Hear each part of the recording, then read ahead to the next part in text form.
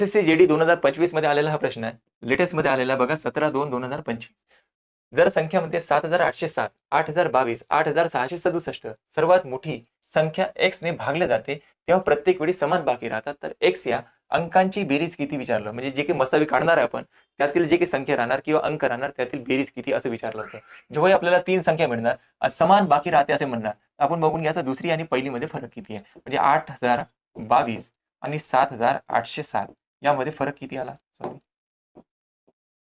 त्याच्यानंतर पहिली मायनस दुसरीचा झाला, त्यानंतर तिसरी मायनस दुसरी मध्ये फरक पहा किती आहे. 8667 आणि 8022 या दोघांमध्ये फरक पहा किती आहे. त्याच्यानंतर तिसरी मायनस पहिली मध्ये फरक पहा किती आहे. 8667 मायनस 7807 त्यामध्ये फरक पहा, शोधा किती आला. 12 मधून 7 मायनस झाले 5 राहतात.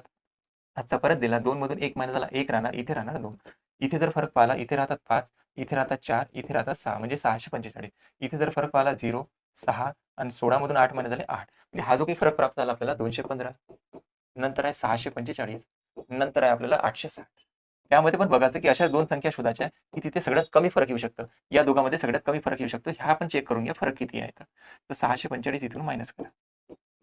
आता 10 मधून 5 मायनस झाले 5 राहणार. इथे हातचा परत दिला. 6 मधून 5 मायनस झाले 1, 8 मधून 6 मायनस झाले 2. 215 215 ती संख्या आली. तर 215 हा फरक आला. तर 215 ने चेक करायचं इथे भाग जातो का? हो. 215 ने इथे भाग जातो का? जातो. इथे भाग जातो का? जातो. म्हणजे ती संख्या जी काही राहणार एचसीएफ जो काही राहणार आपला तो किती राहणार 215. म्हणजे एक्स या संख्येबद्दल जी काही चर्चा चालू होती ती संख्या कोणती आहे 215. ठीक आहे. परंतु त्यांनी विचारलं अंकांची बेरीज शोधा किती आहे. तर अंकांची बेरीज जर काढायचा असेल तर बघा इथे अंक आले ते 2, 1 आणि 5. तर 5 आणि 1 6, 6 आणि 2 किती होते 8. म्हणजे अंकांची बेरीज किती 8. 8 हे आपल्या प्रश्नाचं उत्तर होतं. ठीक आहे. आणखी एक प्रश्न आहे बघा असाच. संख्या मायनस पहिली संख्या. त्याच्यानंतर तिसरी मायनस दुसरी संख्या. त्यानंतर बघायचं तिसरी मायनस पहिली संख्या 7992 आणि 7516. फरक किती आला हे चेक करायचं आपल्याला. बघा 15 मधून 6 मायनस झाले किती राहतात 9. हातचा परत दिला. 3 मधून 2 मायनस झाले 1, 26 आला. त्यानंतर 357 आला. त्यानंतर आला 476. आता यामध्ये पण पाहायचं आपल्याला की सगळ्यात कमी फरक कुठे येऊ शकते. या दोघांमध्ये फरक येऊ शकते कमी. 776 आणि 357 यामध्ये फरक पहा किती आहे.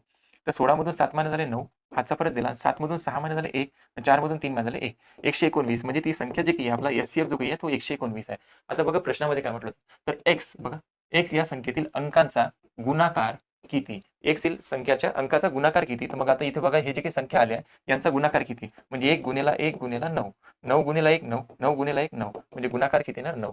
9 आपल्या प्रश्नाचं करेक्ट वाला उत्तर होतं. बघा या प्रश्नाचं आता तुम्ही उत्तर सांगू शकता.